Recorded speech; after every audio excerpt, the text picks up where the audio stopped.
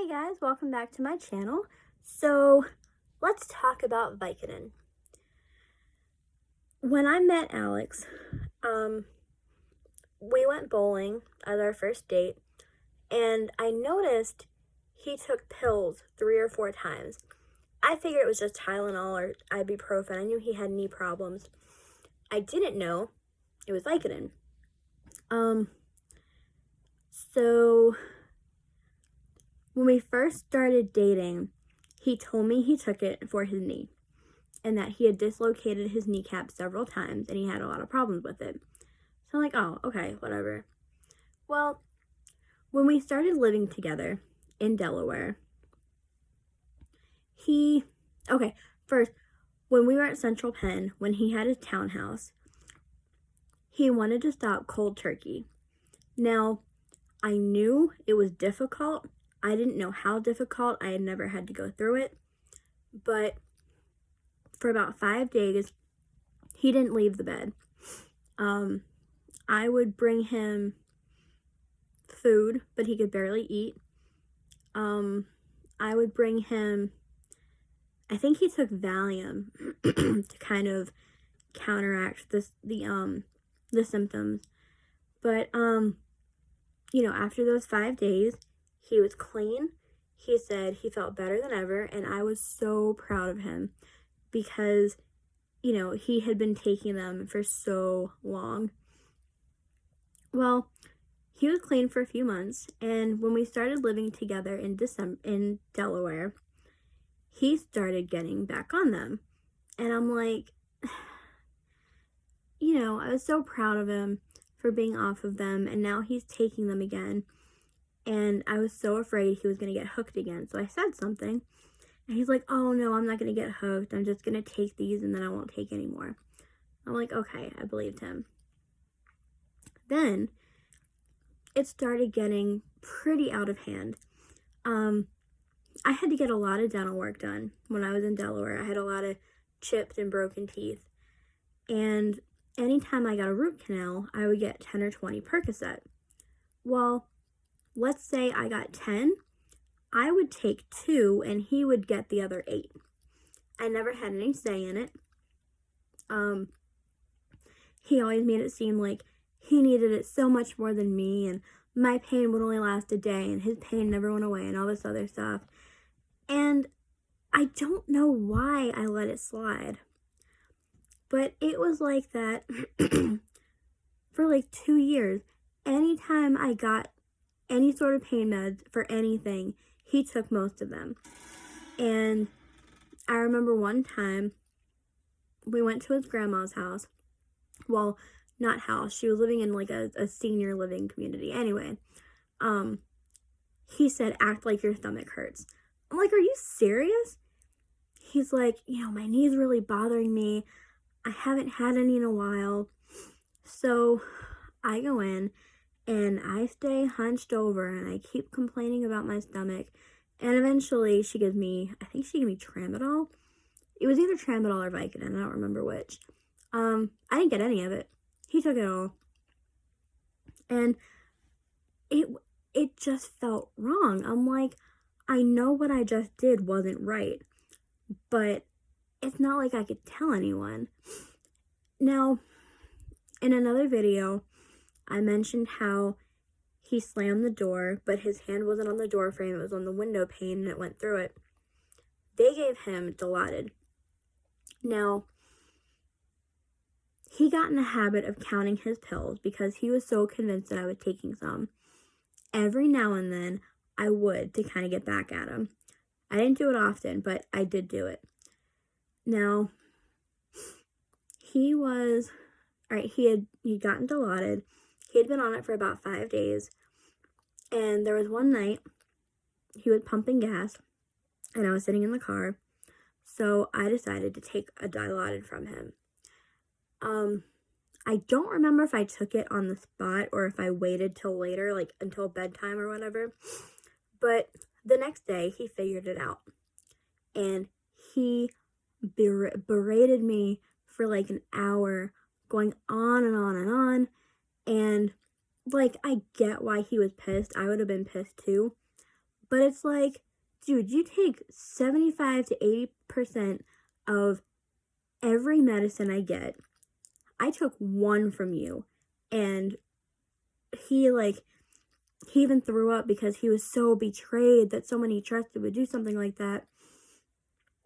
And he sat me down and he said, I'm only going to do this because you need to learn a lesson. I'm like, what are you talking about? And then he slapped me. That was the only time he ever hit me. He shoved me a couple times.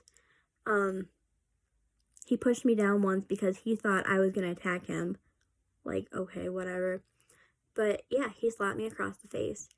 And I cried for like an hour because, I blamed myself. I'm like, if I hadn't have done it, this would have never happened.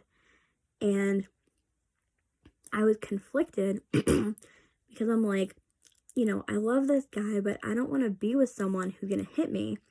But at the same time, I didn't feel like I had anywhere else to go. So that's why I kind of put it behind me and just kept going. After his hand healed, he didn't take anything for a while. But then he started getting Percocets from one of his friends. And I'm like, he would take Vicodin or Percocet and he would take it with Valium and he turned into a completely different person. He, there was one night, I think he was on Lyrica at the same time, which is a nerve medicine. I'm pretty sure he was on that at the same time. So he had taken Lyrica, Valium, and Vicodin and was so stoned out of his mind that he handed me the remote and said, here's your pizza. And I'm like, what? Like, I didn't know what to do.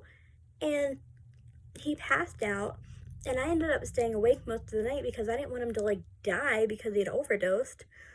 I didn't really know what to do. But we moved into our second apartment, and he did it even more often. And when he would get drunk, for the first, hour, he would think everything was hilarious. Now, when he was drunk with his friends, everything was fine for the most part. He got into a couple arguments with one of his friends, the one that was supplying him with the Percocet, as far as I know. But, if he were alone with me and drunk, he would lay into me about anything he could think of. The fact that in our first apartment, I didn't have a job for the first 4 months. I put in application after application, but this was before I got my teeth fixed. So I think my left front tooth was chipped, so it looked like my tooth was rotting. It looked bad. So I think that's why I couldn't get a job. But once I got my teeth fixed, literally the day they put the crowns on, I went for an interview at Applebee's and got the job. So it wasn't completely my fault. It's not like I wasn't trying, but he would lay into me about that.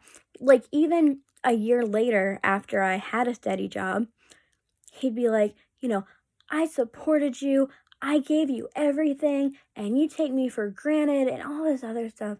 And it was just exhausting. And, there were some nights where I would get drunk too, just so I could tolerate him. Because if I was sober, I wanted to smack the shit out of him. It was ridiculous. But, when he was on Percocet and Valium, he would get stoned out of his mind. You couldn't have a conversation with him. He would call me Angela, which is his ex's name. He would, he would yell at me for stuff, and then he'd end up passing out. And it got old. It got old real fast. But it was like that pretty much our entire relationship. And towards the very end, he would get drunk and he would stand outside my door And I'll probably mention this in another video too, because there was a lot more that went on with it. But there was one night he was stoned out of his mind and drunk at the same time. And I was drunk too. And I just wanted to go to bed. Like, I was tired. I was dizzy. I just wanted to sleep.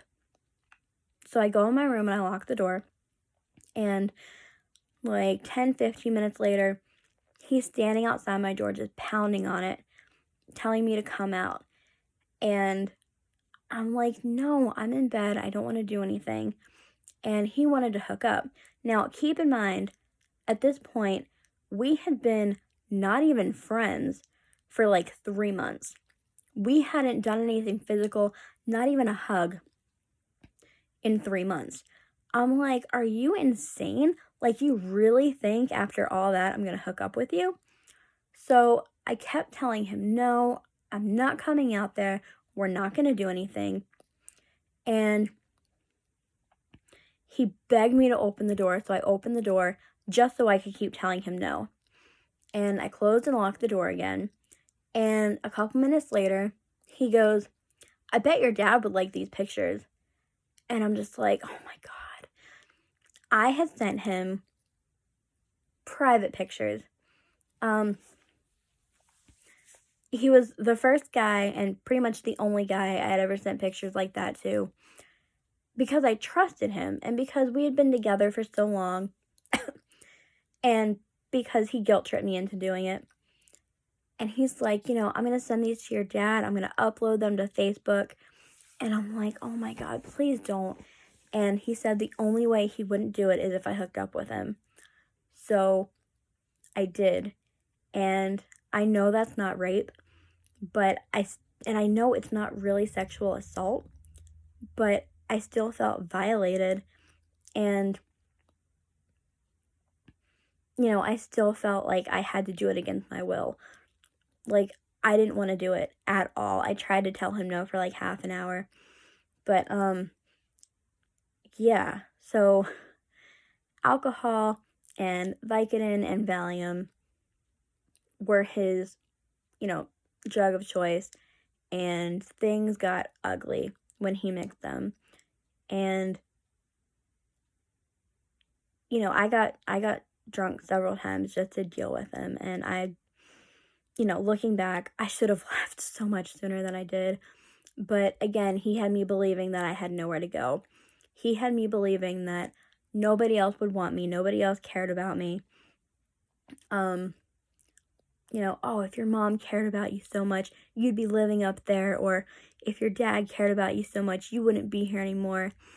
And it's not that they didn't care. It's just I was too ashamed to tell them what was going on. Now, I'm getting off on a tangent. Forgive me. I'm kind of off topic.